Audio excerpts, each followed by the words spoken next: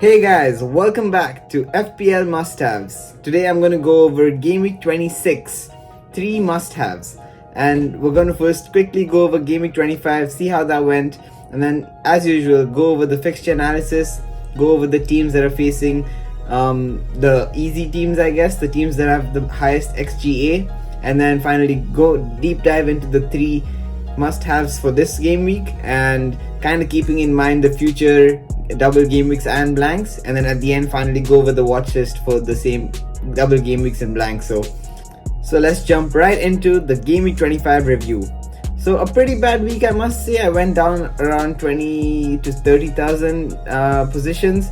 I got to 77 points. There's a big debate between captain of Saka and Salah, and I chose the inferior one, I guess. Salah only got 11 points and Saka got 15, so I lost out on, I guess, 4 points when you take out captaincy, when you take it into consideration captaincy, so not too great. In terms of my -8, I brought in Tarkowski, Salah, Alexander-Arnold and Darwin. Out of that, 2 paid off, 2 didn't. It's pretty good overall, but I think in hindsight I shouldn't have made Tarkowski's move. It wasn't really helping me. It was just I kind of considered that, yeah, Arsenal are a good attacking side and he probably won't get a clean sheet there, but maybe get some attacking returns like last time round, and maybe against Villa I gets a clean sheet, which didn't happen, and in fact Villa got the clean sheet. So pretty terrible move on that end, but Arnold got 13 points, pretty good, covered up for like the -8 as a whole, and Salah of course scored a goal which was pretty clutch compared to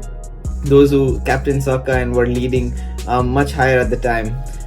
But yeah, I think 77 points, not that great. And I definitely want to try and bounce back after 2 red arrows. But although if we look back at the Game Week 25's 3 must-haves, Saka and Salah were both there and they both got 15 and 11 respectively. So I think that's pretty good and a good sign of what we're looking at, if our strategy is working or not. In terms of the fixture analysis, you can see Arsenal have Bournemouth this game week, so that's a very favourable one, and you shouldn't be surprised if you see one of the Arsenal players in the FPL must-have. And in terms of Villa, they have Crystal Palace, West Ham, not too much to talk about there. Brentford have Fulham, and they have a double in 27, and they do play in 28, and they have a double in 29. So that's 6 fixtures in 4 games, and that is a pretty good sign of someone you might want to get. And Brighton on the other hand have 5 instead of 6 because they blank in 28, but still pretty good. If you say you have 5 game weeks and 3 when in 1 game you can just play someone else. And yeah, in terms of the others, Crystal Palace have a double in 27 too. There's Southampton who have a double in 27, but you don't really want to attack those players. And then there's a big double coming up in 29, which we'll get to later. But in general, this is kind of what we want to have a look at before we go into the teams that have the highest XGA, and the teams that are facing them, I guess, is who we'll try to attack. So let's get right into the stats. Let's get right into the deep stats.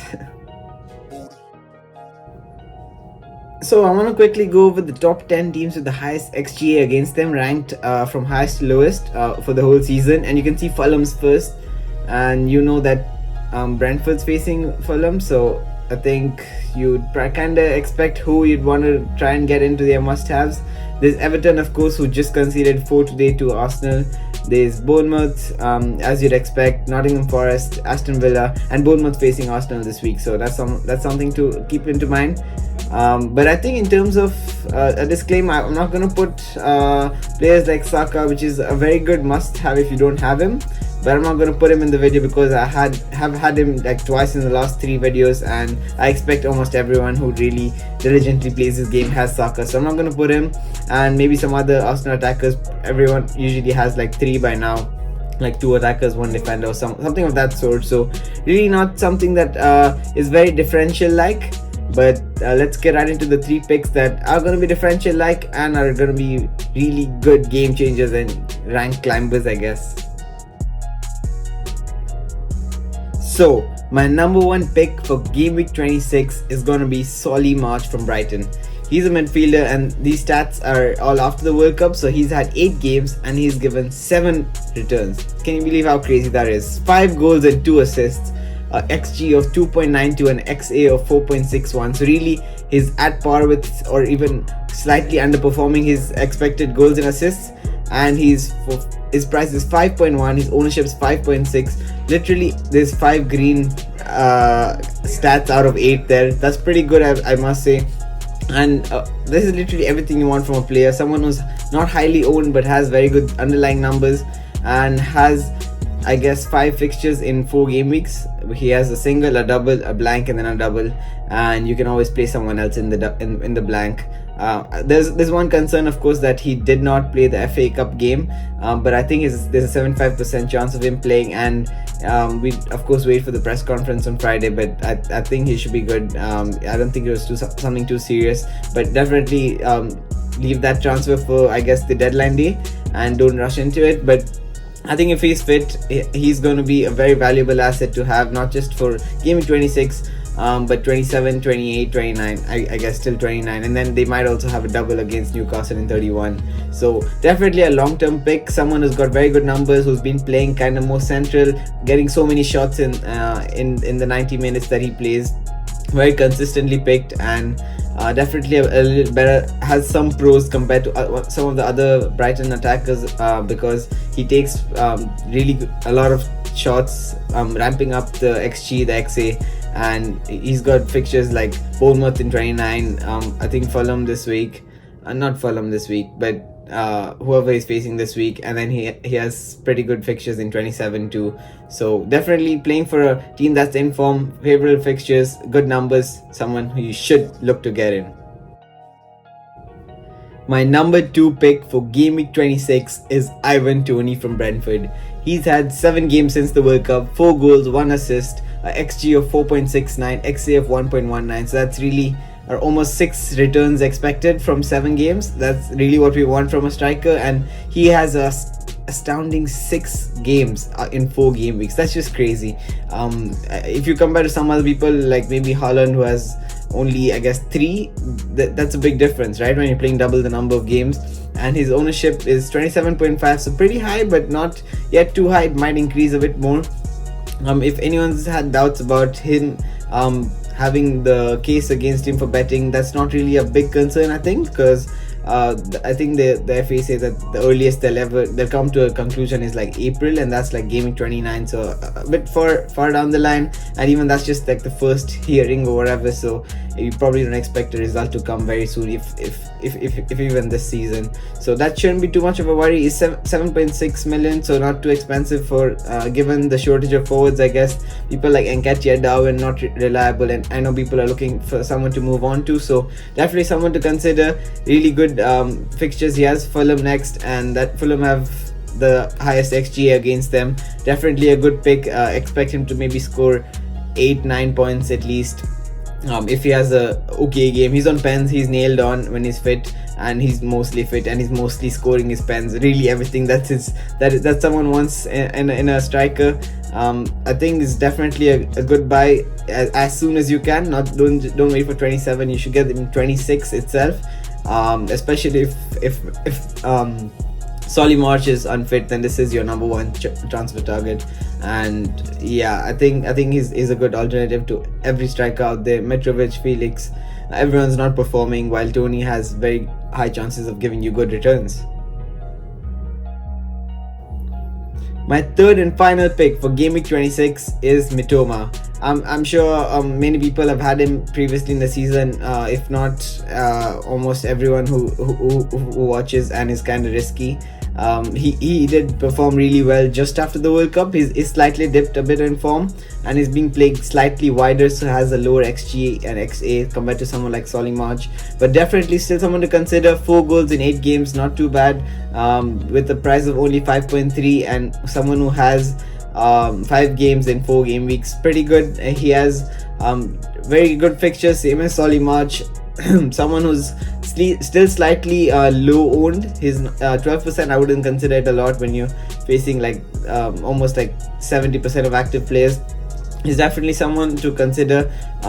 He surely has been playing a bit more wider, so something to take into consideration. That's why it's not my first pick initially. When I looked at Game Week 27, back in like Game Week 22, I thought, yeah, Mitoma is going to be someone I'm getting in, but I haven't got him in yet, and I feel like he's still like third choice. But if I was say wildcarding this week, he's definitely on my team because he's not even close to injury. He's fully fit. He's been getting the minutes. He's got the goals.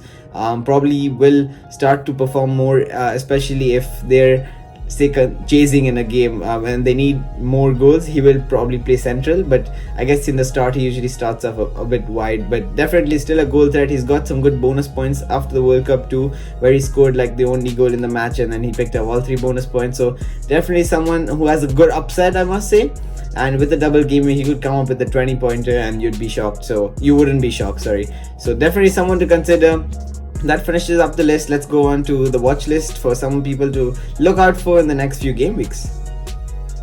First up on the watch list, we have Raya from Brentford. He has, as Toney, he also has 6 games in 4 game weeks after their exit from the FA Cup.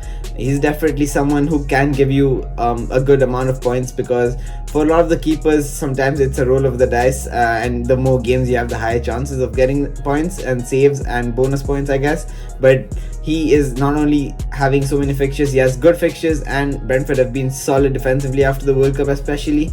They've been getting so many clean sheets, been solid at the back, and not many teams have been able to penetrate them. So definitely someone to consider, especially if you say want to bench boost in the near future, or you want someone who's cheap and a reliable backup goalkeeper. He fits all the boxes. I don't see why anyone would not have him if they're wildcarding or transferring in a keeper. He should be a number 1 target. So maybe if you don't want to get him in 26, definitely get him in 27 or 29. But yeah, you should be looking to get him soon, and just watch out for how his performance is and how Brentford are doing defensively.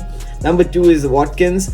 I think Watkins has been someone who scored, I think, 5 goals in 5 games or something. So he's been very consistent, and he has some good fixtures coming up.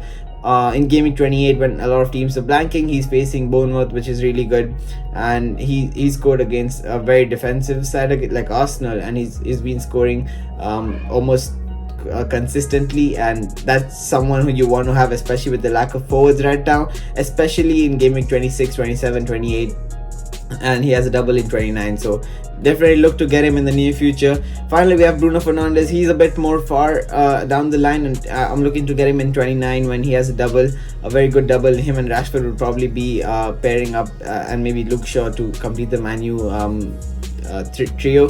But I think he's someone who's been consistently giving returns. He's given a 19-pointer, a 12-pointer recently, and maybe people are getting rid of him right now, which is very fair, given that he's blanking soon in 28 and he's facing Liverpool next. But remember, he's on pens. He's in a double game week. He's performed both times exceptionally well, got double digits holds, and if you're getting a 15-man squad who all have double game weeks in 29, he is someone you have to have there. It's non-negotiable. He is literally better than Salah, better than De Bruyne, everyone in that price range in midfield. Maybe not Kane, but he's up there, so definitely get him. That's it for today's video. Make sure to subscribe to the channel. There's a lot of exciting game weeks coming up, and I've got some exciting content, and let me know in the comments below if you think anything needs to change, or any other advice, or any other good or bad suggestions that you have towards this series. And look to see you in Game Week 27's must-haves. So yeah, good luck for this week, and hope you climb up the ranks and beat your fellow mini leagues, win in your fellow mini leagues, and climb up the overall rank.